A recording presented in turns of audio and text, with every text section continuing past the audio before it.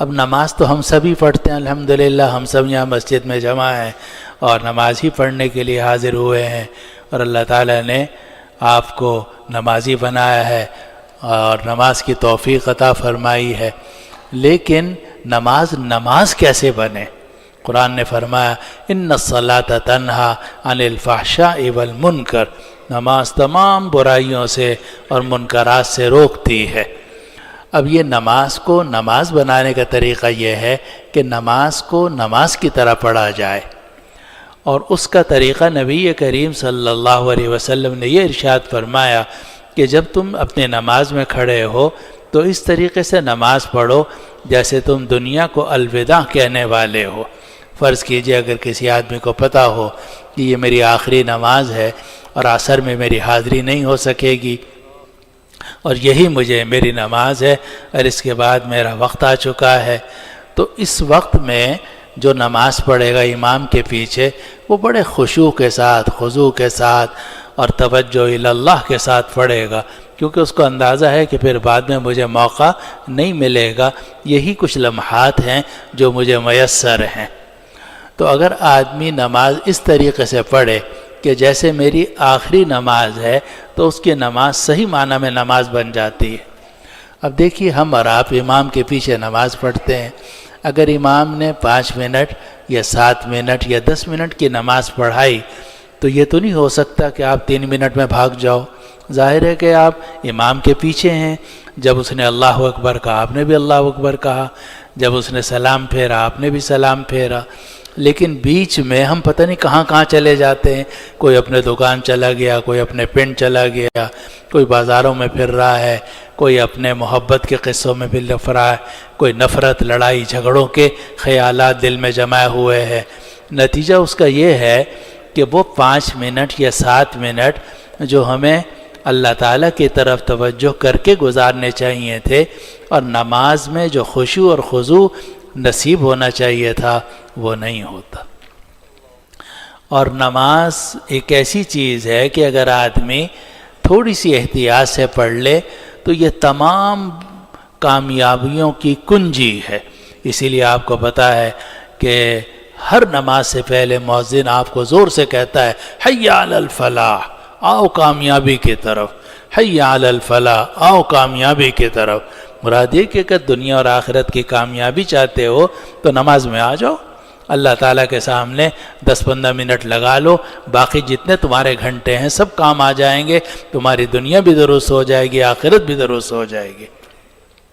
اور قرآن مجید میں ایک جگہ میں فرمایا گیا، 18واں پارہ وہیں سے شروع ہوتا ہے کہ قد افلح المؤمنون الذین هم فی صلاتهم خاشعون، کہ وہ مؤمنین کامیاب ہیں کہ جو اپنی نماز میں خشوع کرتے ہیں۔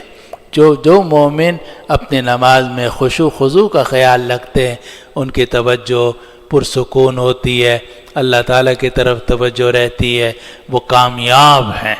اور قرآن جب کامیابی کا ذکر کرتا ہے تو صرف آخرت کی کامیابی نہیں، صرف دنیا کی کامیابی نہیں، بلکہ دنیا اور آخرت دونوں کی کامیابی ہے۔ اس لیے کہ قرآن نے ہمیں دعا سکھائی ہے، ربنا آتنا فی الدنیا حسنہ وفی الآخرۃ حسنہ، یا اللہ ہمیں دنیا بھی اچھی کر دے، آخرت بھی اچھی کر دے، دنیا میں بھی اچھائی عطا فرما، آخرت میں بھی اچھائی عطا فرما۔ تو میرے دوستو ساتھیو، نماز جتنے وقت کی بھی آپ پڑھتے ہیں اتنی وقت پڑھتے رہیں۔ اگر آپ 5 منٹ کی پڑھتے ہیں 5 منٹ کی پڑھتے رہیں، لیکن وہ 5 منٹ کام میں آنے چاہیے، وہ 5 منٹ آپ کے کیش ہونے چاہیے، وہ 5 منٹ آپ کو وصول ہونے چاہیے، ان 5 منٹ کا آپ کو فائدہ ہونا چاہیے، ایسا فائدہ جو آپ کی دنیا بھی اچھی کر دے اور آخرت بھی اچھی کر دے۔ تو اس کا طریقہ نبی کریم صلی اللہ علیہ وسلم نے یہ فرمایا کہ دیکھو جب تم اپنے نماز میں کھڑے ہوا کرو فصلی صلاۃ مودع، تو اس طریقے سے نماز پڑھو جیسے دنیا کو الوداع کہنے والا نماز پڑھتا ہے۔ اور حقیقت میں دیکھا جائے تو ہم میں سے کسی کو پتہ نہیں ہے کہ ہم میں سے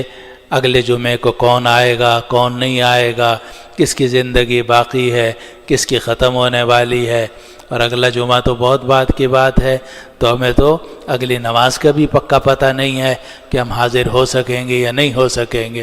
تو جتنا وقت ہم اور آپ نماز میں لگا رہے ہیں، اگر ہم پوری توجہ اللہ سبحانہ و تعالیٰ کی طرف رکھیں، نماز کے جو اذکار ہم منہ سے پڑھ رہے ہیں اس کی طرف توجہ رکھیں، تو وہ نماز بن جائے گی۔ اسی لیے شریعت یہ کہتی ہے کہ جو بھی آپ نماز میں پڑھ رہے ہیں ذرا سوچ سمجھ کے پڑھیں، مثلا گنتی کر کے پڑھیں، سبحان ربی العظیم، سبحان ربی العظیم، سبحان ربی العظیم 3 مرتبہ پڑھیں یا 7 مرتبہ پڑھیں یا 5 مرتبہ۔ اب یہ جو 3، 5، 7 یہ اس لیے تاکہ آپ کی توجہ ادھر ادھر نہ جائے اور آپ کی پوری توجہ ان الفاظ کی طرف رہے، سبحان ربی العظیم، میں پاکی بیان کرتا ہوں اپنے رب کی جو بڑا عظمت والا ہے۔ اب ہم کہتے ہیں اللہ اکبر، تو ہماری توجہ اللہ سب سے بڑا ہے۔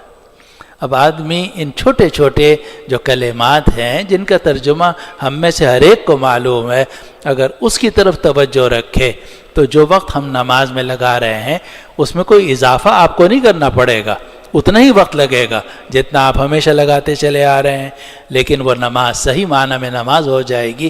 اس لیے نبی کریم صلی اللہ علیہ وسلم نے پہلی نصیحت یہ فرمائی کہ نماز کو نماز بناؤ، اور اس کا طریقہ یہ ہے کہ اپنی نماز اس طریقے سے پڑھو جیسے دنیا کو الوداع کہنے والا شخص آخری نماز پڑھتا ہے۔